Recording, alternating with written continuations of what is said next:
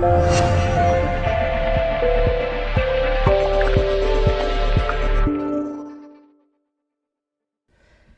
Jim, I read your programme notes tonight and you described our league position as incredible. Have you got a word for what it is now? Well, I describe the fact that what we've done is incredible, and not so much the league position, but I also put a warning shot about the fact that it's a long, hard season, and what we've done, when you start off nervy and you kind of find your feet at the level, and the lads have found their confidence, found their structure and their belief in themselves, and sort of asking questions of the opposition. And so from our point of view is that what they have done is incredible. For any team to get 4 wins in 5 or 5 wins in 6 is incredible, you know. And then they're not teams that are tipped for relegation. These are the teams that are tipped for promotion and to be there or thereabouts. But we will have, and when you think about the players that we've lost, the players that we've lost in recent weeks, for them to go and win another game like that, it's just incredible. It is incredible. But we are respectful of the league. There's a long journey to go.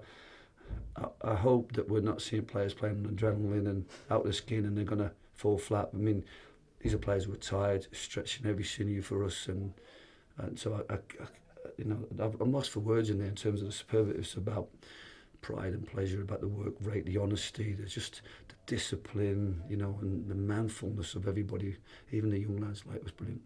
Well, you mentioned the young lads. Let's go straight to one of them. Festus Arthur, a full league debut for him tonight. A few cameos prior to tonight, but goodness me, what a performance that is. Yeah, look, he's an infectious character, and I think he's affected the whole stadium with his personality and his presence on the pitch. And you know, we just talked in it. Do we miss Paul's presence? Do we miss, you know? But like, the kid deserved the chance, and you know, it took him a while to adjust because we thought Danny Rowe might play in the 10 role and try to play off. You know, we expected Jordan Williams to be the threat down the middle, and then, but obviously he then had to get to grips with Yates, who was one of the top players from last season, who was like playing as a 10 but out of his area. But once he come out of the holding position into a proper midfield position, it was always going to be a challenge, and he wasn't found wanting. And really, really, really pleased for the lad. And you know, I said in my programme notes, like you said, about wanting to give the young players a chance. So the 2 teenagers tonight that come in have just been magnificent in terms of the contribution they made to our win. And well, you mentioned the teenagers. Ben Jackson, a goal at the Cheadle end, a fantastic goal as well on his right foot. We didn't even know he had one, and he's just been, not just that, but the performance overall that he put in as well, despite getting a real whack on the ankle. Yeah, I mean, we can talk about the referee, and we can talk about their ill discipline, their violence, if you want to use the over manager's terminology.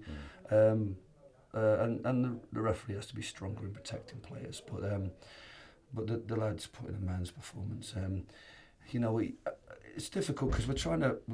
You know, I've seen young players come into teams, you know, like the likes of Aaron Wilbraham and Wes Hoolan at Shelburne, and kind of thinking you've got to protect them, you've got to try and sort of manage their first input and then take them out and give them a breathe and come back again with energy. And I think he's come back from being left out on Saturday after the weekend's game, and he's added to the, you know, he's got tremendous pace, he's got both the 2 feet.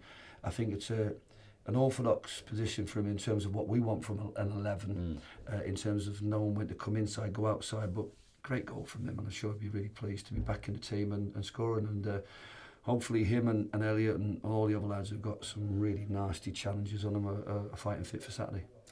In terms of the injuries, are any of them likely to clear up before Saturday? Well, you know, thanks to Help the Hatters, we bought an expensive bit of kit that helps in the game ready. And so we'll be using that to the maximum. I think we have a game ready get together tomorrow. In terms of trying to, you know, manage these injuries.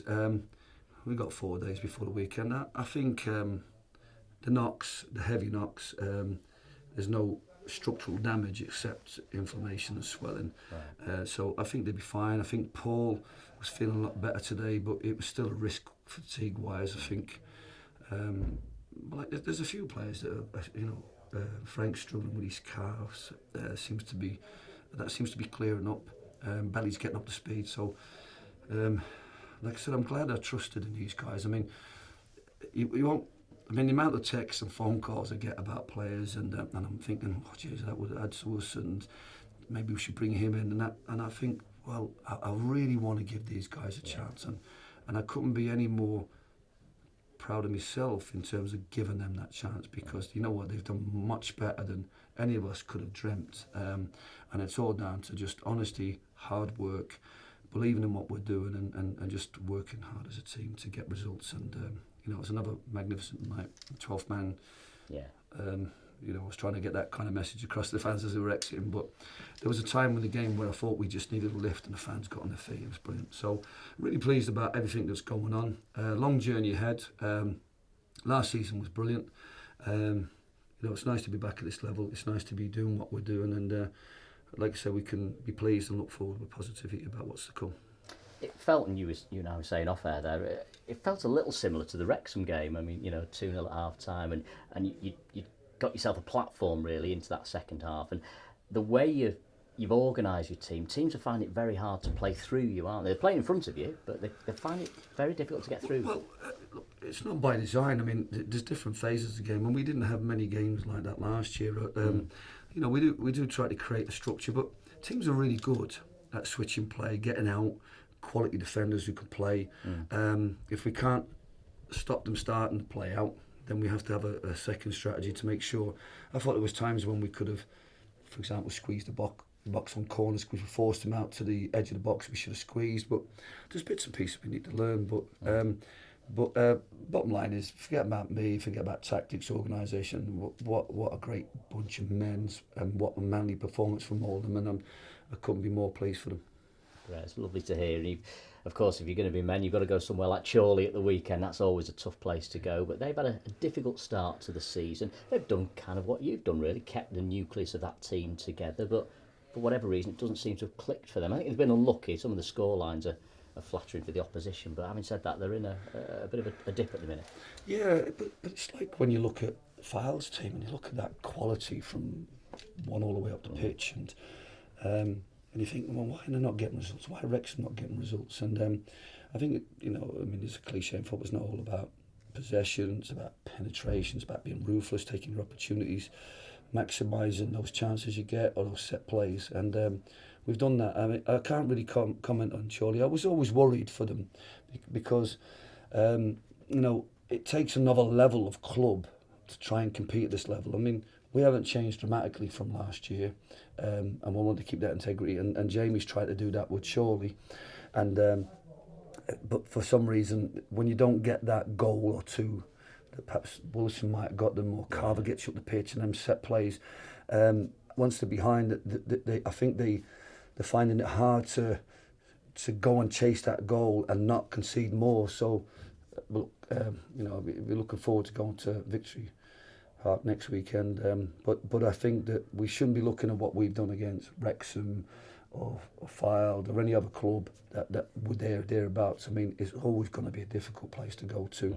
They're a solid shape, you know, and it'll be a very, very difficult game. What we'll lead is another manly performance like tonight, and maximising our opportunities and working our way up the pitch with cuteness and craft, and also power play. So tough game ahead, and then we should be looking at the table and think, oh, we've got Chorley, Ebbsfleet, Aldershot, you know, or anything. These teams are going to be difficult tasks for us to overturn. So we'll just dust the lads down, come in Thursday evening, still got the light, still got the grass, so looking forward to getting the players together and preparing for Chorley. I've already started watching their game, fortunately, although it cost me a few quid to get BT Sport.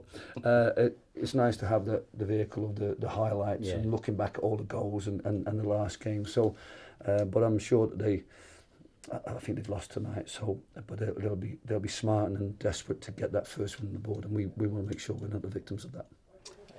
In terms of the league table, some people say you shouldn't look at it until you've played 10 games, but I mean, you can't stop looking at it when County are fifth, can you? You must be so proud to see County in those playoff places. Yeah, but you know, sometimes it's a long season. You can look at the league table. I didn't want to look at the first day. I thought, well, no, we won't be at the bottom. You know, to be able to. And then after two or three games, you're a bit worried. But like I said, it's a long season, and I think The most important thing for any club, whether it be Chesterfield, Wrexham, ourselves, is just don't panic. Just keep working hard, keep doing the right things as well as you can, and just keep moving forward. And last year we did that. There's probably a stage when people, because of the size of our club at that level, everybody would start thinking expectations are really high, and nobody wanted to be at that level. And we just kept believing in ourselves. I think we played Chorley here, and we said, look, this is a good group of players, and what we have to do is believe, animo fide, just have courage and faith in what we're doing. And that's what we'll continue to do, and just keep looking forward game by game. We're in a good position. We've got a good points tally for 9 games. It's nice to be in this league, and maybe our fans were a little bit nervous about our prospects this year. We'll probably ease down and be settled. And I think I'm looking forward to next board meeting when we can get together and maybe start thinking about strategies to move us to another level. But the one thing we've got here is we've got a great staff and a great bunch of players, and you can't get harder working, more honest players than what we've got, and that'll give us a really good chance of having a good season. It's a lovely note to finish on. Well done tonight. Thanks so much.